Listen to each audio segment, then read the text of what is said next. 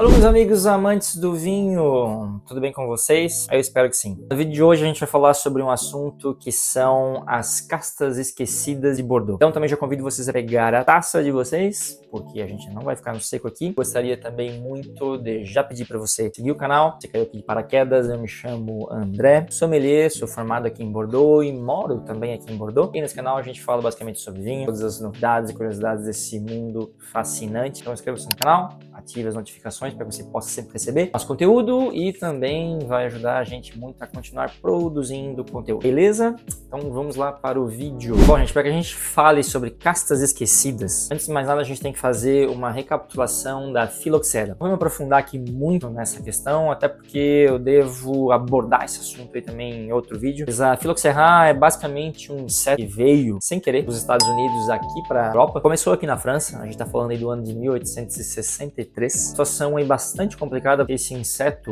ele simplesmente matou praticamente 100% de todos os vinhedos que existiam aqui na Europa. O que aconteceu foi que esse inseto, ele não era natural desse ambiente europeu, e por causa das viagens, das trocas que se faziam naquela época, ele acabou vindo para cá, provavelmente por alguns imigrantes que trouxeram uma vinha para cá e vice-versa, levaram vinhas europeias para os Estados Unidos também, que tentavam plantar lá e também não dava certo, depois descobriu por quê. Mas esse inseto, ele ataca as raízes das vinhas e ele é uma praga impossível de controlar. E a produção vai cair para praticamente zero durante quase 2 décadas, até a solução fosse encontrada. Que é basicamente a mesma solução que existe até hoje: enxertar as variedades viníferas europeias em raízes americanas. Então, basicamente aí mais de 90% do vinhedo hoje existente na Europa são vinhas de castas europeias enxertadas em raízes americanas, porque a raiz americana ela é naturalmente adaptada a esse inseto. Isso vai fazer o mundo do vinho mudar de uma maneira bem drástica, de modo que a gente vai passar a ter aí essa série dessas castas esquecidas em função dessa problemática toda que aconteceu aí com a filoxera no século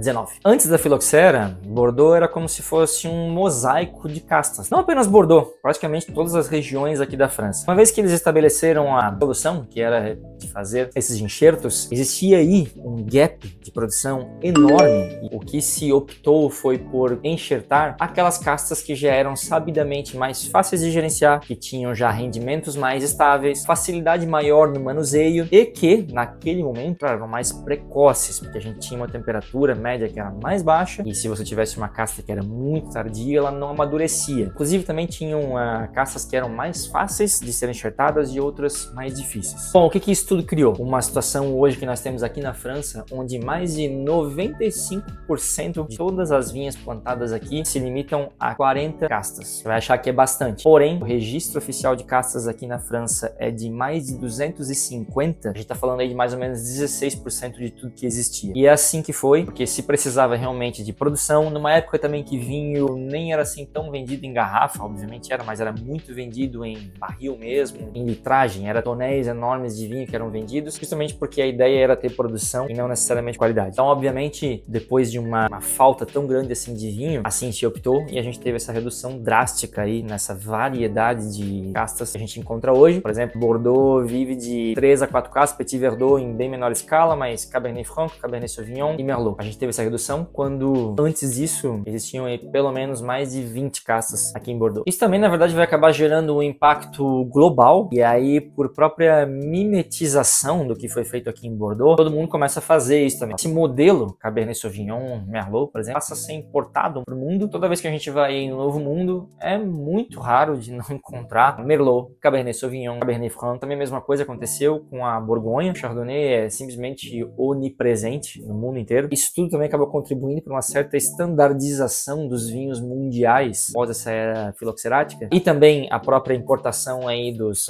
barris franceses, que acabou influenciando ainda mais aí o gosto francês do mundo inteiro. Como eu disse, é um pouco de mimetização, mas a gente não pode negar que essa influência foi muito grande, bastante dessa era pós-filoxera. E esse assunto é justamente fascinante para mim, não só pelo aspecto histórico, mas justamente porque eu comecei a me deparar com algumas castas que eu não necessariamente tinha estudado, como Castés, Mansan, Saint-Macaire e uma série de outras que alguns produtores que estão buscando reviver essas castas esquecidas, essas castas antigas. Muito porque as condições climáticas agora são outras e muito porque porque também o conhecimento que se tinha na época de vinificação levou-se a crer que algumas castas não eram boas, não faziam um vinho bom, e optou-se por não plantar mais essas castas. Mas a gente tem muita gente aqui hoje ressuscitando essas castas também, nesse intuito de tentar mostrar coisas novas, para fazer vinhos que sejam diferenciados e sair aí um pouco dessa mesmice, a gente pode falar assim, daquilo que a gente tá acostumado a degustar. Embora, né, tô falando aqui de coisas novas, mas é voltar ao passado. E é fascinante isso porque a gente se depara com uma série de coisas novas, deixam a gente com muito mais vontade de conhecer e de testar e de ver o que pode se fazer.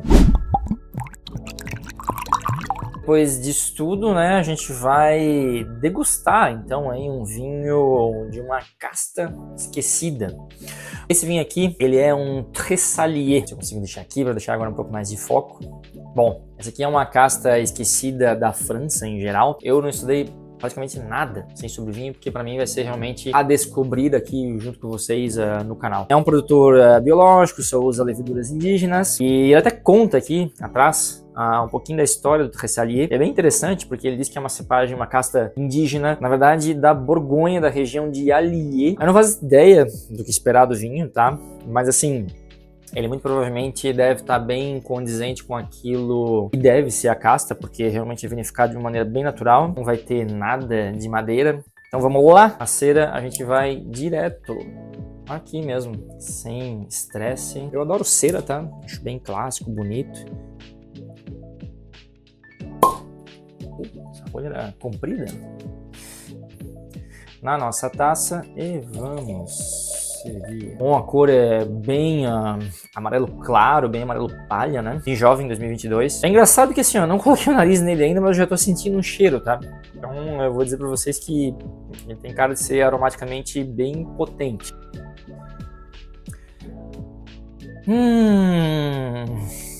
É o tipo de vinho branco que eu tenho vontade de tomar uma garrafa inteira. Super bonito o nariz. Puta, lembra bastante o calcário, esse negócio que tem lá. Tem um toque mineral, mas tem uma coisa assim de amanda raspada. Me lembra um pouquinho do mel, assim. É um mel como se ele fosse um mel selvagem, assim. Que fosse aquele mel bem claro, sabe? Que ele não é assim aquela coisa super doce, ele tá ainda bem ácido. Traz isso daqui. O que é bem interessante, porque geralmente a gente espera esse tipo de aroma em vinho branco um pouco mais envelhecido. Bom, o vinho é uma delícia. Agora o que tá vindo aqui atrás é incrivelmente essa amanda raspada. Esse vinho aqui ele não é tão fresco. Então, assim, quando eu penso, por exemplo, num risoto gorgonzola, molho de pera, com um pouco de pera, esse aqui é o tipo de vinho que é basicamente perfeito para isso. Acho que é um vinho interessantíssimo, bem feito, enfim, aromático. Fica vindo essa amêndoa lascada no final. Bom, qualquer coisa seria surpresa aqui, porque eu não conhecia o vinho, então tudo é novo aqui para mim.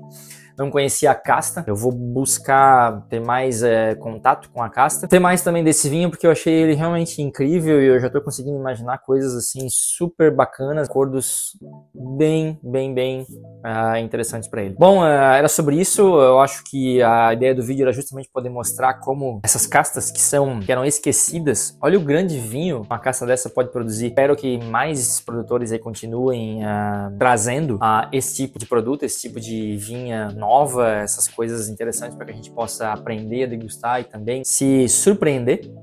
E me deixe aí nos comentários também se você já provou algum vinho de uma casta esquecida, se você teve algum tipo de surpresa como a que eu tô tendo aqui. Não se esqueça de se inscrever no canal, de deixar aí os seus comentários e ativar as notificações para que a gente continue produzindo conteúdo para vocês sempre e que a gente possa sempre compartilhar esses bons momentos. Aquele abraço e até o próximo vídeo.